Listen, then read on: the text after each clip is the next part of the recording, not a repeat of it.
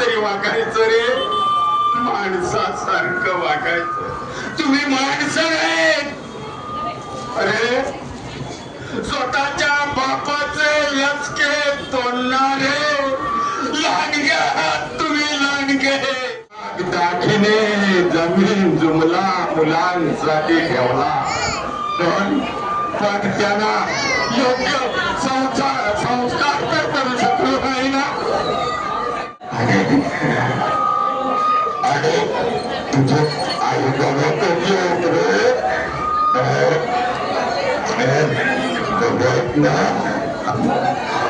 आई बाबा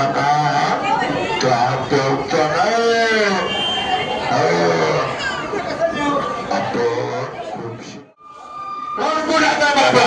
मी कोणाचाही बाप नाही. तुमचा बाप मेला. अरे मी कोणते गावचा अप्पासाहेब इनामदार आहे.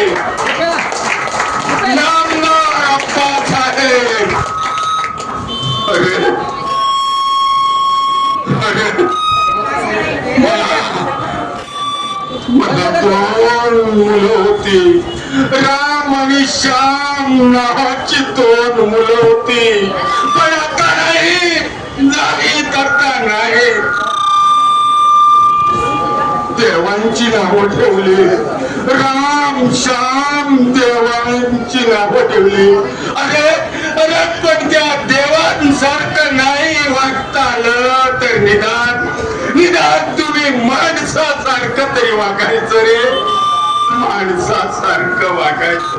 तुम्ही माणसं नाही. अरे स्वतःच्या बापाचे लचके तोडणारे लांडगे आहात तुम्ही, लांडगे, लांडगे आहात. अरे अरे तुमच्यापेक्षा ही जमलेली माणसं आहेत ना, ही माझ्या प्रमाणे रक्ताची नसली ना तरी आपले वाटतात मला.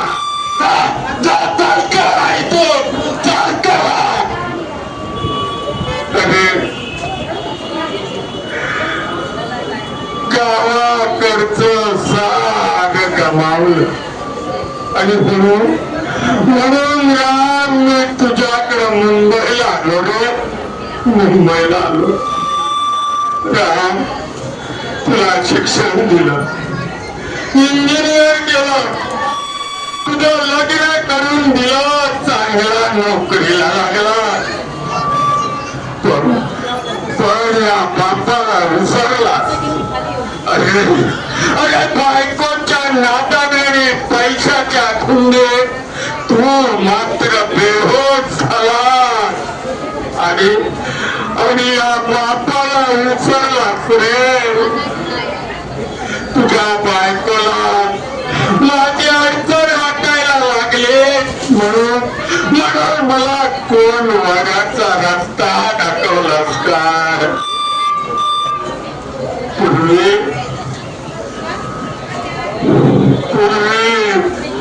गावात 4 चौघात या आप्पासाहेबाला केवढा मोठा मान होता. अरे माझ्या समोर उभं राहून बोलण्याची किंवा वर मान करून बोलायची हिंमत नव्हती रे, कोणाला हिंमत नव्हती. केवढा मोठा मान. पण आता रस्त्याने चालताना सुद्धा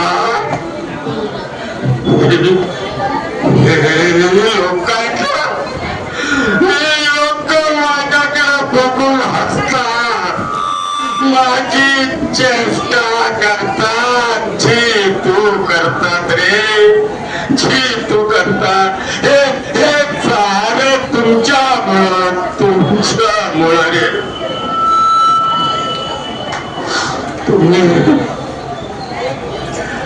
तुम्ही लहान असताना तुमची आई गेली, तेव्हापासून तुमच्यासाठी काय केलं नाही मी. अरे तळाच्या फोडासारखं तुम्हाला मी जपलो, तुमच्यासाठी खपलो तुमच्यासाठी खपलो चंद्रासारखा झिजलो मी माझं कर्तव्य केलं पण त्या बदल्यात तुम्ही काय दिलं तुम्ही दिलं तुम्हाला जिवंतपणीच्या मरण यातना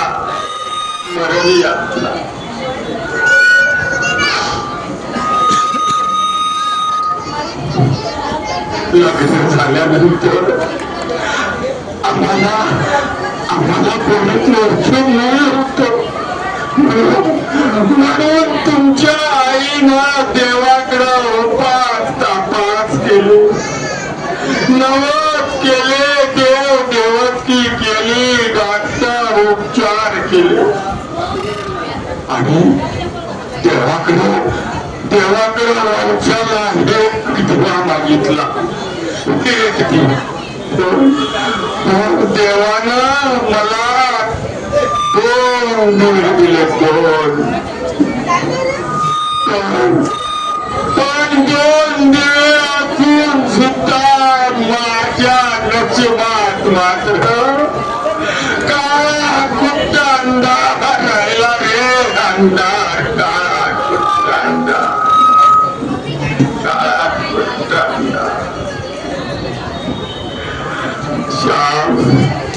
तुला नसताना अति लाड केले रे त्या अति लाडामुळं तू बिघडलास मित्रांच्या वाईट संगतीनं आणि अनेक व्यसनांपायी जीवन बरबाद केला बरबाद या व्यसनांमुळे तुझी बायको तुला सोडून कायमचीच माहेरी गेली या व्यसनांमुळे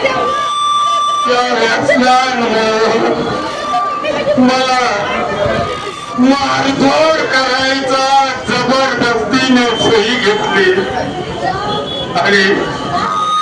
आणि घरदार पैसा अडका जमीन जागा दागिने सार फुकलं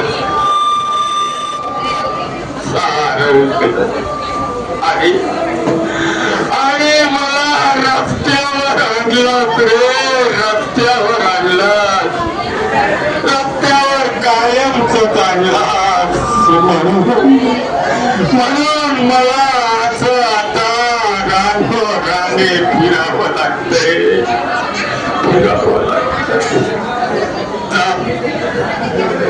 तुम्ही चालता व्हायचो मला तुमची काही तोडही पाहायची नाही जा निघा येतो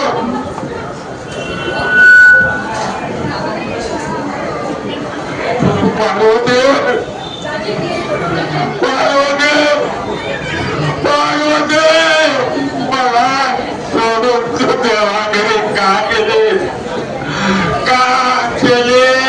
मला का देवत नाही ग मला का देवत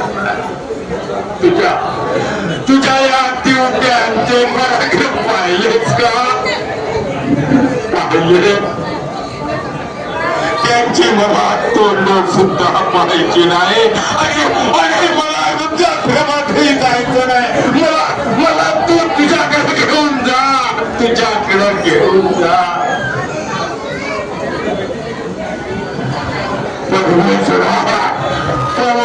परमेश्वराचं कोणतं पाप केलं म्हणून मला ही शिक्षा दिली परमेश्वरा मला मरण दे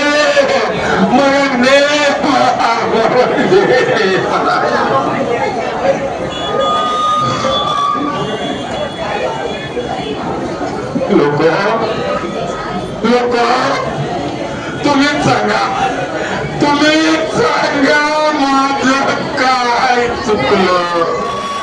माझं काय चुकलं तुम्हीच सांगा कदाचित पैसा अडका दाग दागिने जमीन जुमला मुलांसाठी ठेवला पण त्यांना योग्य संस्कार तर करू शकलो नाही ना असंच आता वाटायला लागेल. लोक या माझ्या व्यथेवरून तुम्ही शहाणे व्हा. या धावपळीच्या जीवनात आपण कुटुंब चालवण्यासाठी अनेक प्रकारची धावपळ करत असतो. परंतु या संसाराचा गाडा चालवताना आपल्या मुलांकडे तर आपलं दुर्लक्ष होत नाही ना. यासाठी मुलांवर चांगले संस्कार करा. मुलांवर चांगले संस्कार करा आणि माणूस म्हणून जगायला शिकवा. लोक मीच माझी हात जोडून विनंती आहे.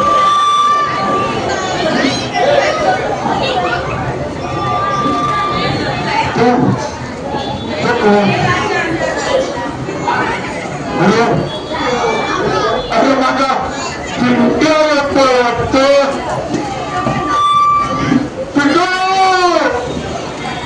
पिंटू इकडे तुझ्या आजोबा इकडे.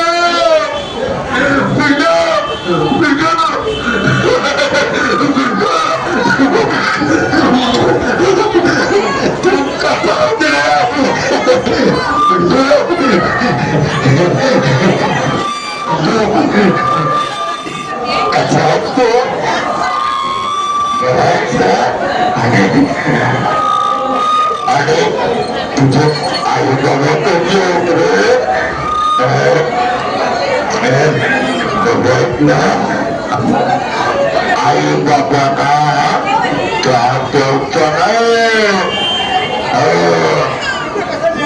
आपण खूप शिकायचो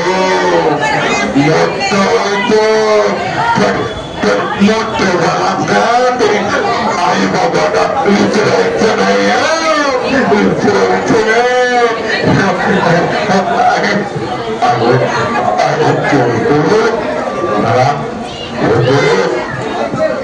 आई बाबा म्हातारे झाले ना की तुमच्या आकाराची काठी हो. मग तुला काहीच कमी पडणार नाही. काय म्हणाला माझी काठी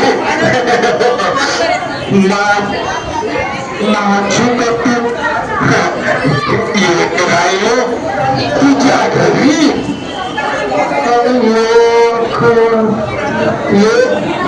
गावाकडं तो बोलली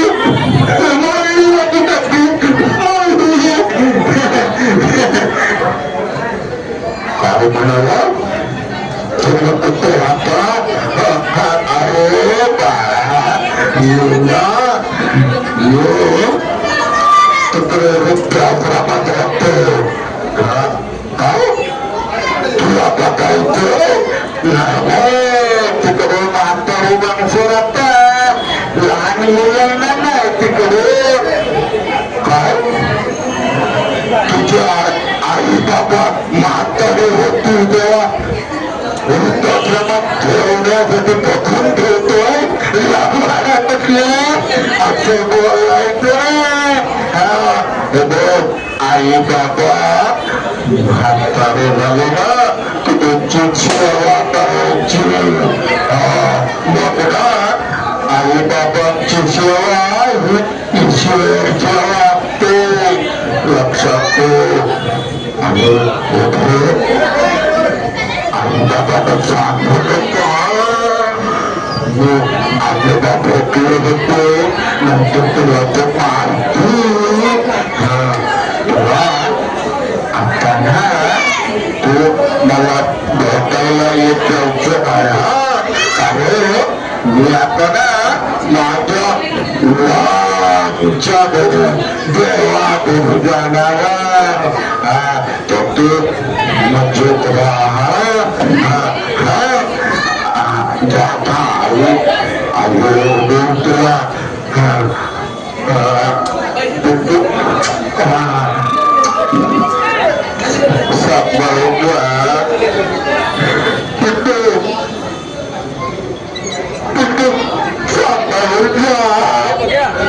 कॅलेंडरचे पैसे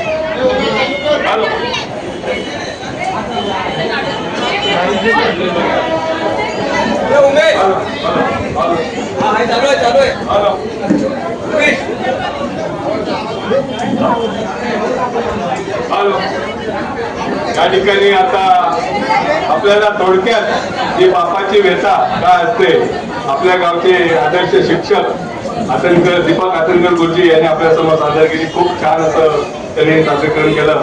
खरोखर लोकांना भावना त्यांनी व्यक्त केल्या.